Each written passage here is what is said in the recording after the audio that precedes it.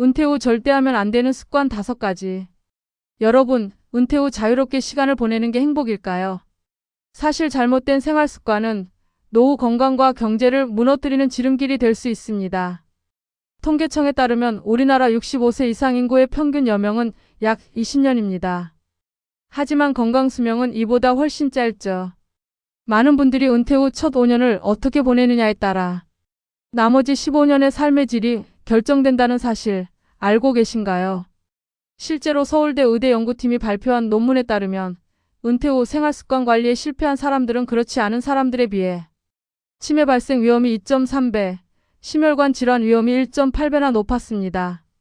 오늘은 30년간 노인의학을 전공한 의사들과 경제 전문가들이 입을 모아 경고하는 은퇴 후 절대 하면 안 되는 습관 5가지를 알려드리겠습니다.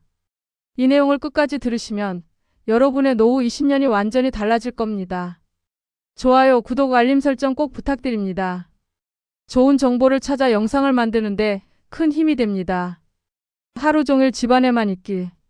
첫 번째는 집안에만 있는 습관입니다. 이제 출근할 필요도 없는데 뭘 나가겠어? 하시는 분들이 많은데요. 이게 바로 노후를 망치는 첫 번째 지름길입니다. 하버드 의대 연구진이 30년간 추적 관찰한 결과 사회적 고립 상태에 있는 노인들의 사망률이 그렇지 않은 노인들보다 50% 높았습니다. 더 충격적인 건 하루에 한 번도 외출하지 않는 노인들의 치매 발생률이 매일 외출하는 노인들보다 무려 3.4배나 높았다는 점입니다. 왜 그럴까요? 우리 뇌는 사용하지 않으면 퇴화하는 기관입니다. 의학적으로 이를 사용하지 않으면 잃는다 use it or lose it 원칙이라고 부르죠.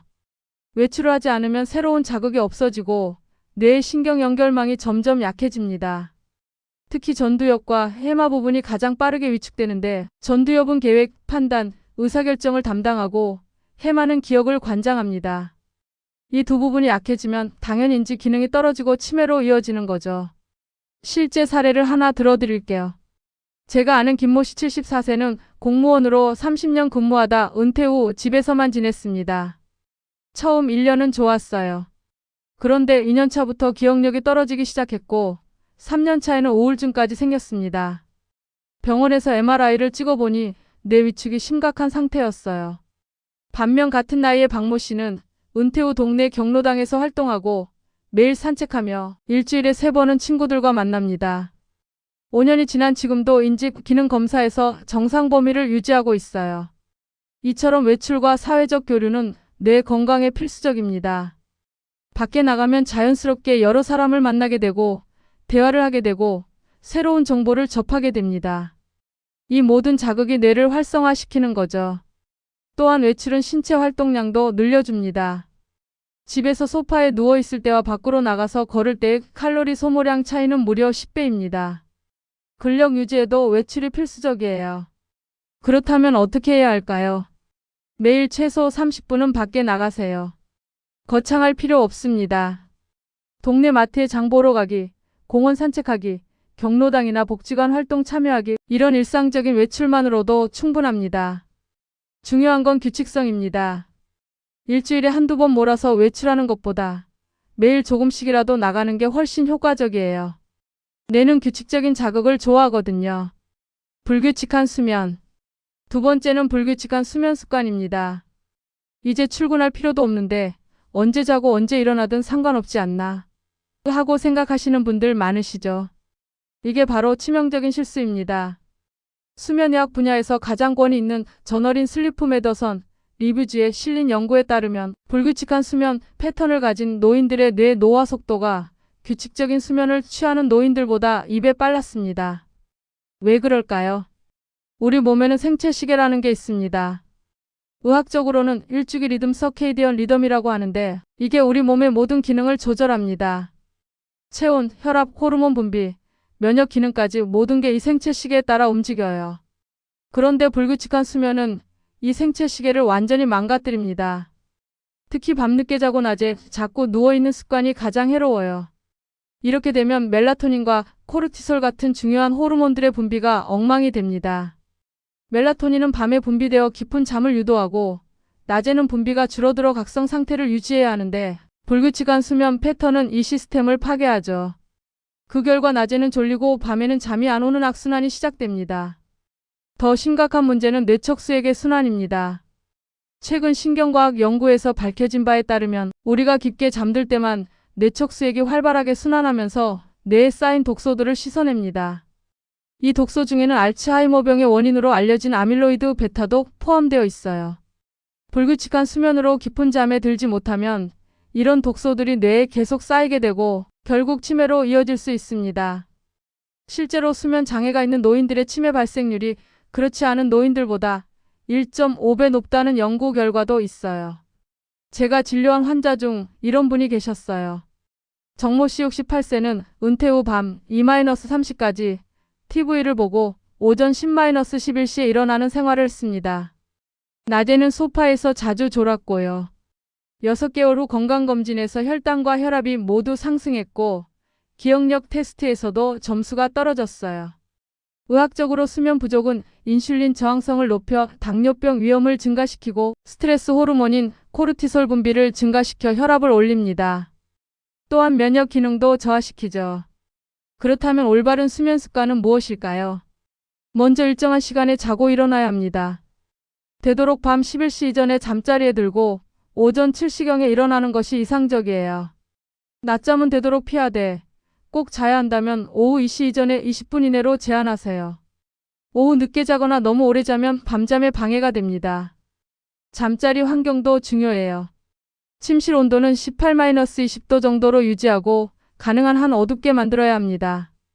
스마트폰이나 TV는 잠자기 1시간 전부터 보지 마세요. 블루라이트가 멜라토닌 분비를 방해하거든요.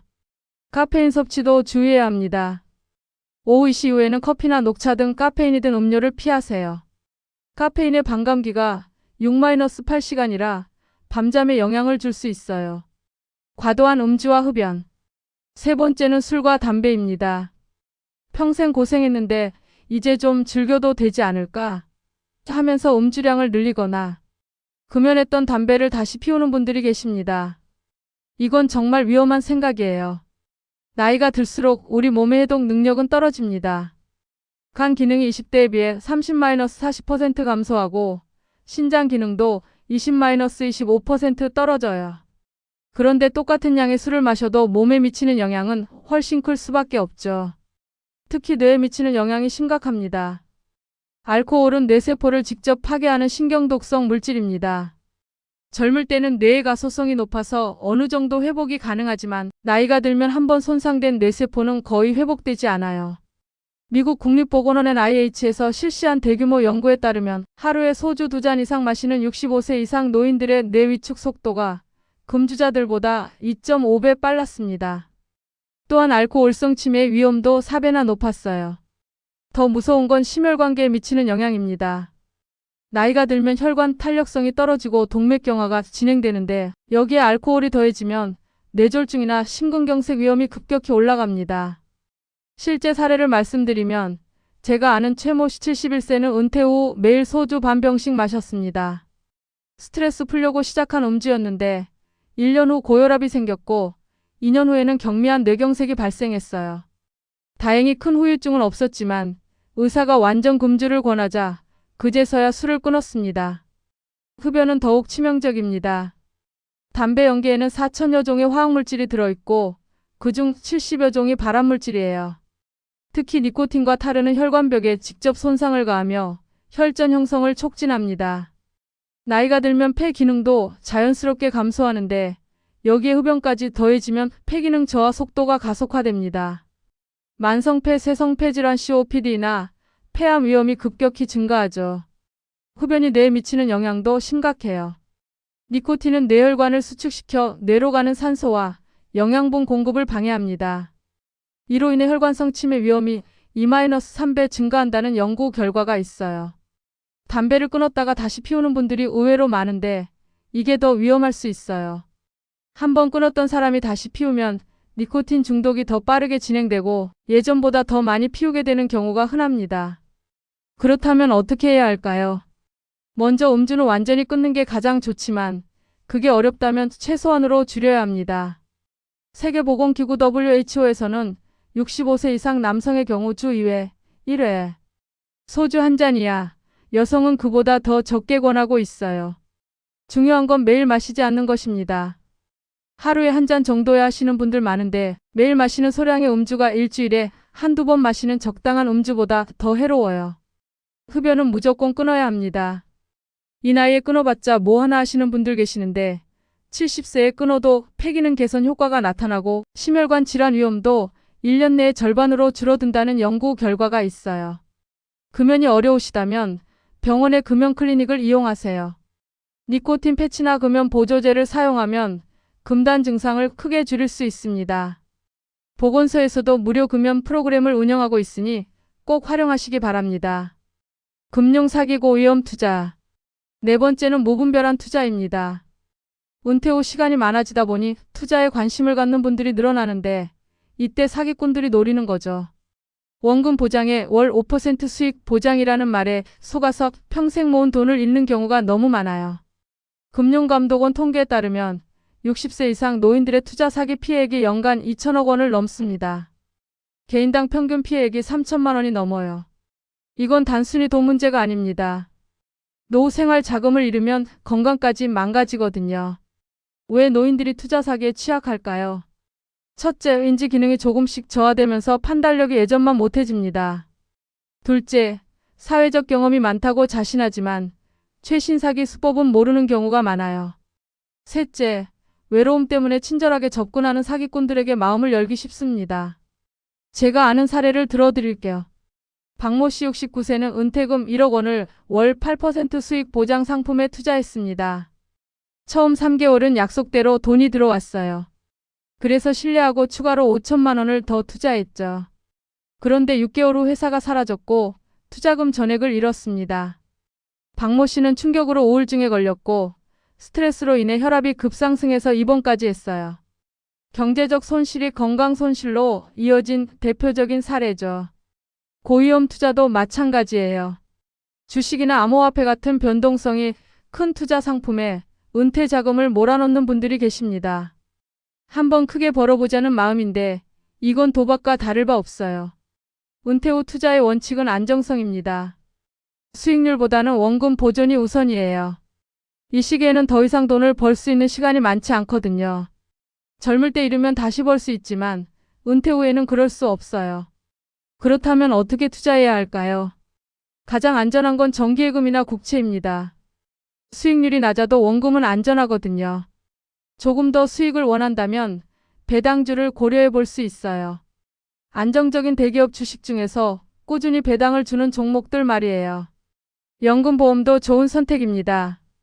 매월 일정 금액을 평생 받을 수 있어서 노후 생활비로 안성맞춤이죠. 다만 보험회사의 재무 건전성을 꼼꼼히 확인해야 해요. 무엇보다 중요한 건 분산 투자입니다. 한 곳에 몰아넣지 말고 여러 상품에 나눠서 투자하세요.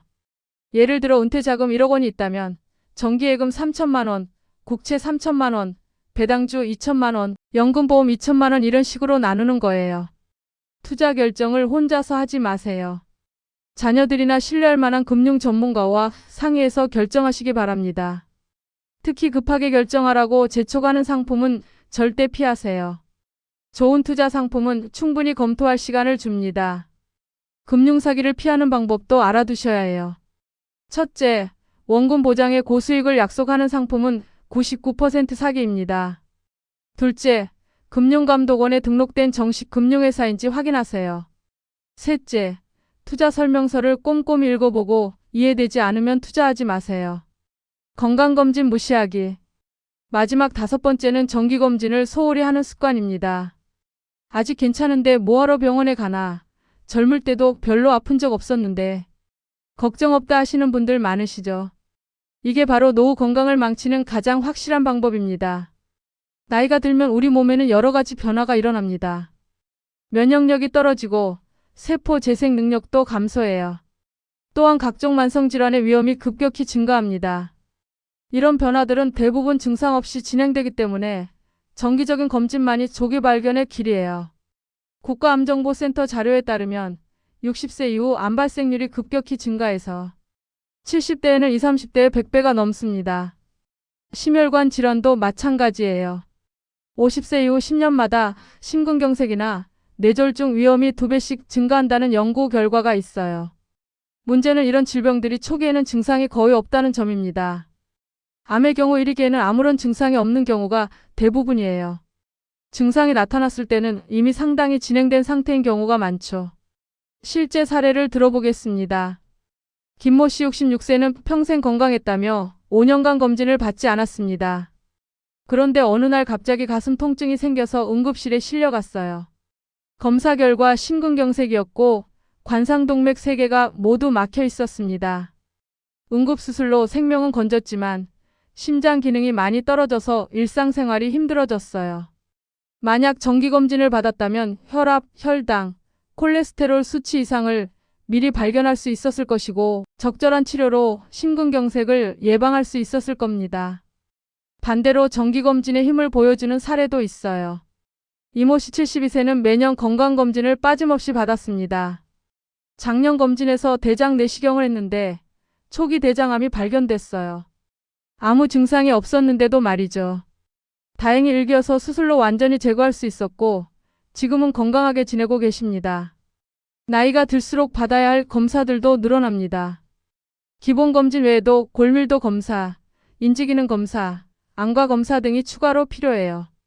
골다공증은 특히 여성에게 많은 질환인데 조용히 진행되다가 작은 충격에도 골절을 일으킵니다. 대퇴골 골절 같은 경우 수술 후에도 거동이 불편해져서 삶의 질이 크게 떨어져요. 하지만 골밀도 검사로 미리 발견하면 약물 치료로 충분히 예방 가능합니다. 인지기능 검사도 중요해요. 치매는 한번 발병하면 현재로서는 완치가 어렵지만 조기에 발견하면 진행 속도를 늦출 수 있습니다. 경도인지장애 단계에서 발견하면 30-40%는 정상으로 회복되기도 해요. 안과 검사도 빼먹으면 안 됩니다. 백내장, 녹내장, 황반변성 같은 노인성 안질환들은 조기 발견과 치료가 핵심이에요. 특히 녹내장은 조용한 시력 도둑이라고 불릴 만큼 증상 없이 진행되다가 실명까지 이를 수 있습니다. 그렇다면 어떤 검진을 언제 받아야 할까요? 65세 이후에는 1년에 한 번은 종합검진을 받으시길 권합니다. 여기에는 기본적인 혈액검사, 소변검사, 심전도, 흉부 X선, 위대장 내시경이 포함되어야 해요. 암검진의 경우 위암과 대장암은 2년마다, 간암은 6개월마다, 유방암과 자궁경부암은 2년마다 정기적으로 받아야 합니다. 특히 여성의 경우 유방 촬영과 자궁경부 세포 검사는 조기 발견 효과가 매우 커서 생존율을 크게 높입니다. 남성에게 중요한 전립선암 검진도 간과해서는 안 됩니다. PSA 혈액검사와 직장수지검사를 통해 조기에 발견할 수 있으며 진행되기 전 발견 시 치료 성공률이 훨씬 높습니다. 이처럼 정기검진은 아프지 않을 때 받아야 의미가 있습니다. 증상이 생기고 나서 병원을 찾으면 이미 늦은 경우가 많습니다. 따라서 은퇴 이후에는 매년 종합검진과 권장되는 암검진을 반드시 받는 것이 노후 건강을 지키는 최선의 보험입니다. 마무리. 여러분, 오늘 말씀드린 은퇴 후 절대 하면 안 되는 습관 5가지를 다시 정리해 보겠습니다. 하루 종일 집안에만 있기, 불규칙한 수면, 과도한 음주와 흡연, 금융 사기고 위험 투자, 건강검진 무시하기. 이 5가지는 단순한 생활 습관이 아니라 앞으로의 건강 수명과 행복한 노후를 좌우하는 핵심 요소입니다. 오늘부터 단 한 가지라도 실천해 보세요. 여러분의 20년 아니 그 이후의 삶까지 바꿀 수 있습니다. 은퇴 후 진짜 행복은 좋은 습관에서 시작됩니다.